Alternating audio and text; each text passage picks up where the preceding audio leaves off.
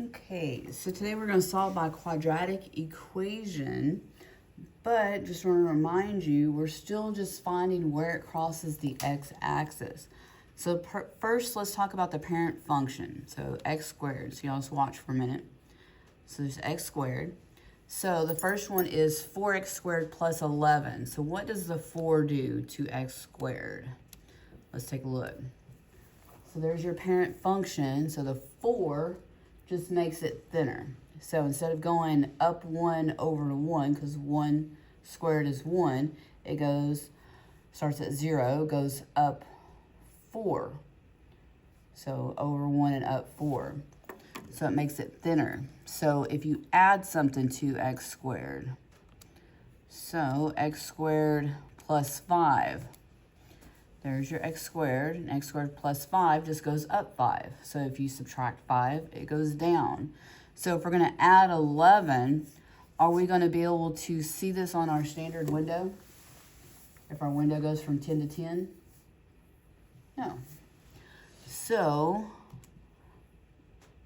4x squared plus 11, and clear that. We're going to go to our window, and I'm going to change my y max to 20 instead of 10 so that we can see this equation. So does this cross the x-axis? No. So therefore, we do not have a solution.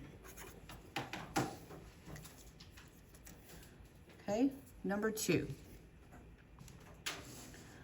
You have 8x squared minus, 8x. Bring the 4 over to the other side, and that's a negative 4. If it's positive on the right, it's going to be negative on the left. Graph. Okay, so we see that we have 2 solutions. So one negative and one positive. So from that information, can we omit anything? Solution, I guess, right? Yeah, for sure that one. So we're going to use the quadratic formula. If you were dealing in multiple choice like we are, you can find a decimal answer, and you can take these to a decimal answer. Okay, but first let's do some actually finding it with a quadratic equation. So I asked you to write the quadratic equation down, which is negative b plus or minus b squared minus 4ac divided by 2a. So we have a equals 8, b equals negative 8, and c equals negative 4.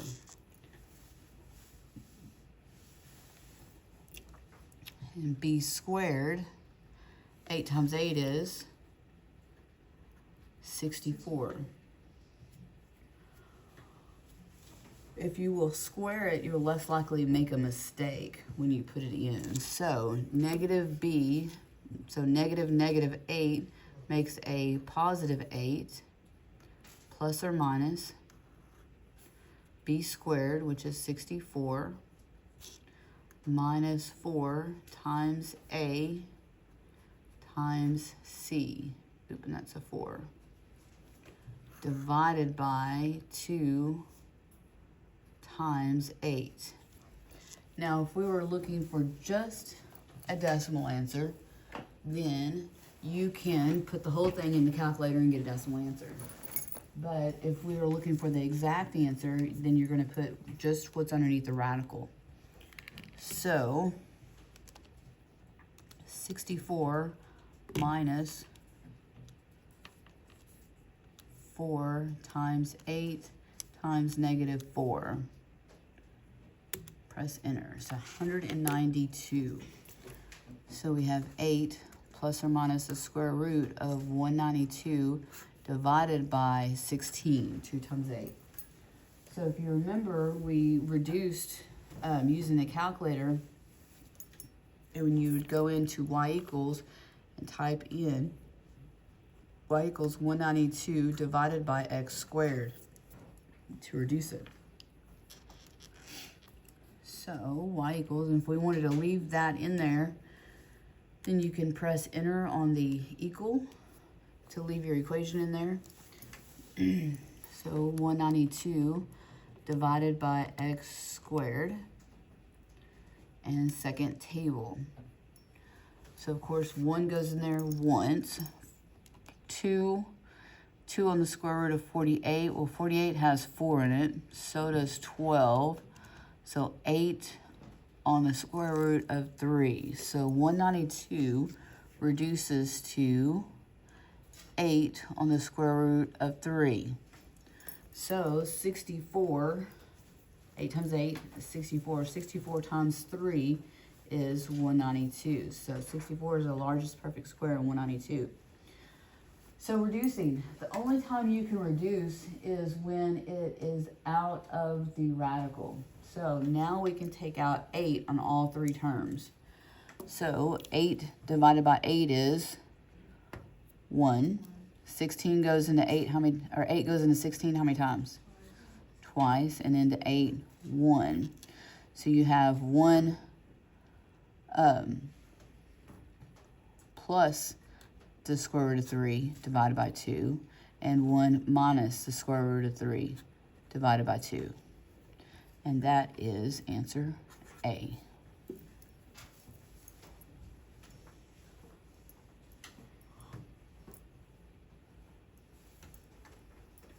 Okay, let's try another one. So A equals 7, B equals 2, and C equals a negative 20, because you have to move it to the other side.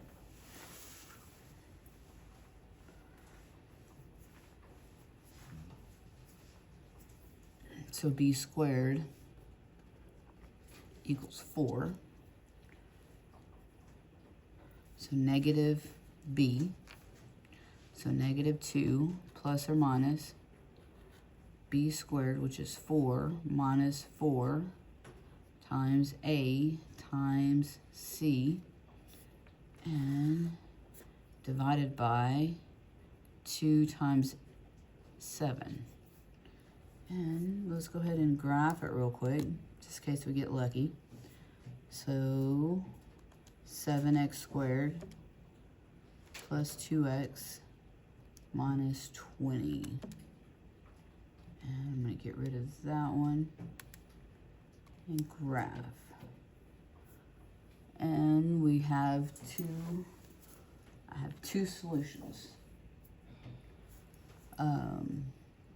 I'm going to change my window back to -1 and 1 so I can focus on the x-intercepts. And that -2 almost looks perfect. So if we go to table, at -2 equals 4, so not quite. Can we get a decimal answer though? How?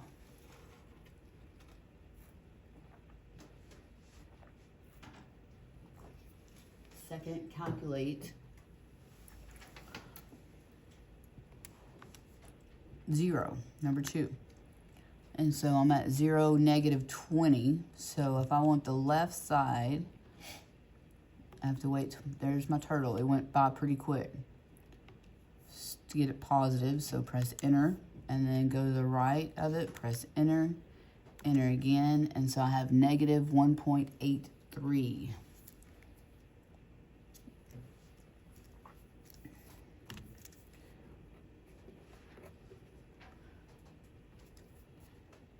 And this rounds. You can't take your solution here and get it to give you one of these. It's not going to happen. And then we can do it again. Second, calculate 0, number 2. And we're already on the left side. So the right side, I need to be where my y value is positive. So I'm at -16, -19. Here it's starting to come up. There it is. That's positive. Press enter again. And so 1.55. So we know it's not A or B. So it's either, oops, second quit, 3, oops, alpha x, give me a fraction, 3 plus the square root of 41 over 2. Is that it? No. Alpha x, -1 plus the square root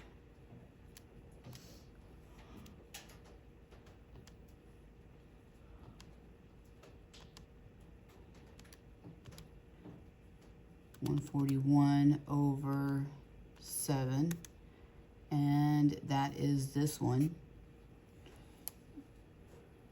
And go back up and grab it and change that to a minus sign.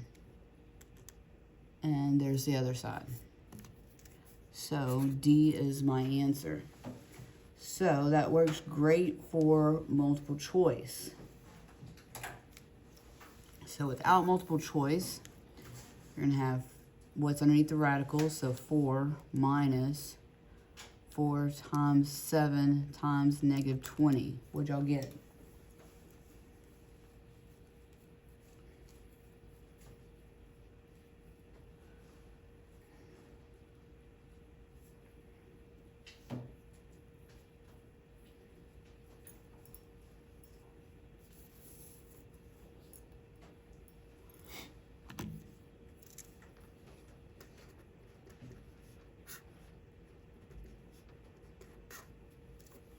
What'd y'all get under the radical?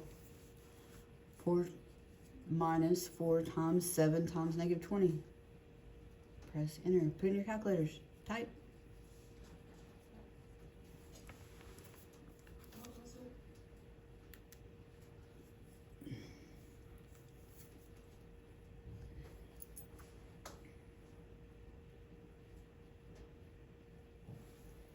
What'd y'all get?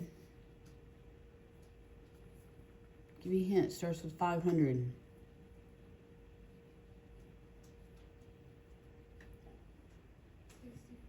564. Okay. Then go to y equals.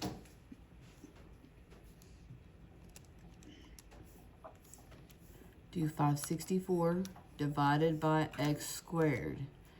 And this will reduce it for you without having to look for the perfect squares. So 1 squared is always in it. 2, and then you look for another whole number, and once you get to 1 point something, there's not going to be one. So the most we can take out is a 4. So square root of 4 is 2. So 2 on the square root of 141.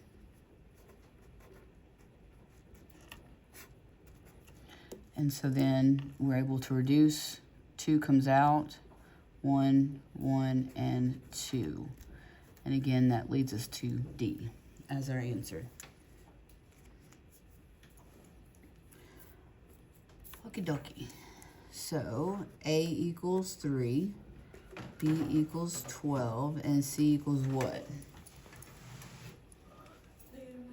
-19.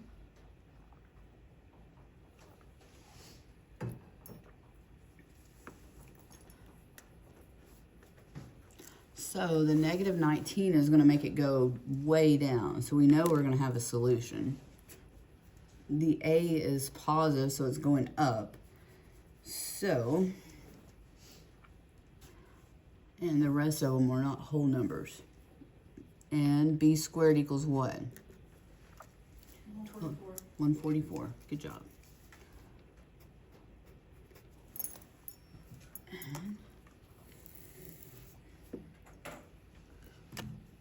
Okay, so negative b, so -12 plus or minus b squared, so 144 minus 4 times 3 times -19 divided by 2 times a, which is 6. So 144 minus 4 times 3 times 19, negative 19.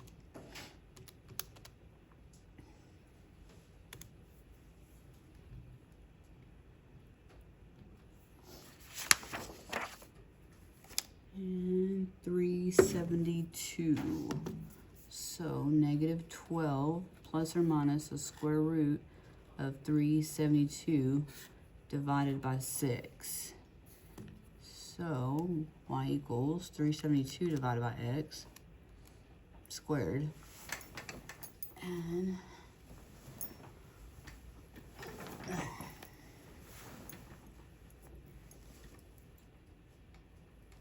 so 2 and 93, since we have 93 in there, so that reduces to 2 and on the square root of 93. So 4 times 93 is 372. So then we can take out 2 on everything. So one of the ways I've seen this written on Get More Math is you can take that 6 and you can split it as negative 12 over 6 plus or minus 2 on the square root of 93 divided by 6.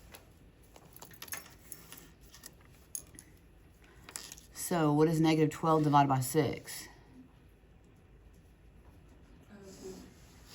Negative 2. And then 2 goes in there once, and 6 is 3.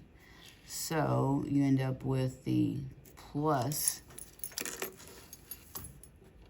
the square root of 93 over 3, and comma, negative 2 minus the square root of 93 over 3, which of course is the same thing as D, but they simplified it different. But in Get More Math, this is also correct. Pretty sure they would still accept above also.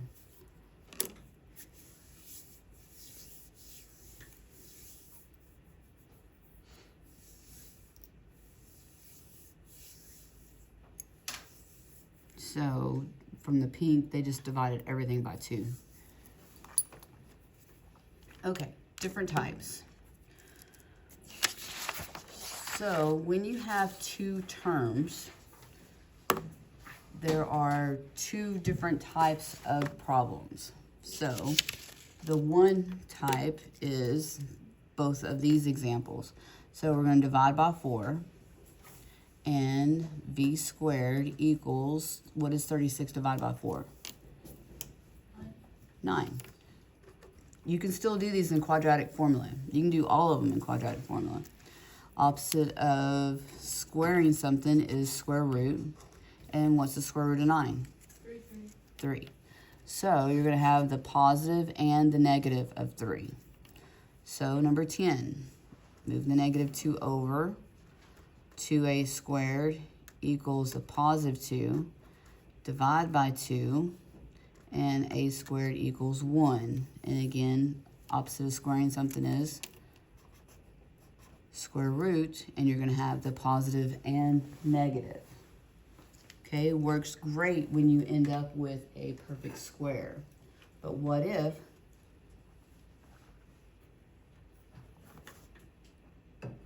you don't end up with a perfect square?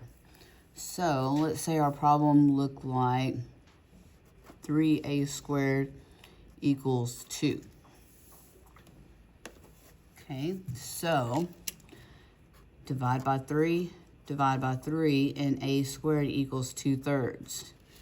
Is 2/3 a perfect square? No. Okay, so here's how it works.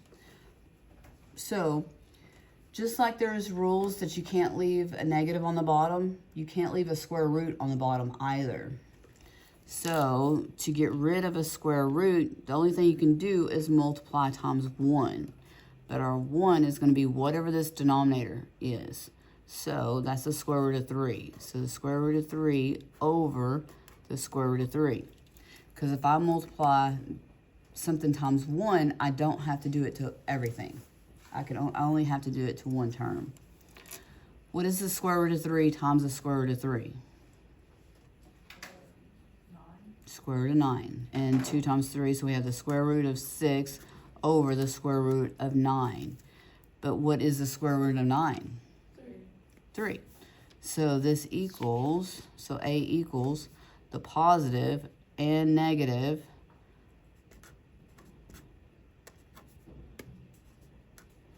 of the square root of 6 over 3. So you, of course, can do this using the quadratic formula, and you would get what we've been doing. You'd get this answer. But if you choose to do it like you can do 7 and 10 fairly quickly, then you have to remember that you can't leave it like that. You can't leave a radical on the bottom. It'll tell you to reduce, and that's how you reduce it.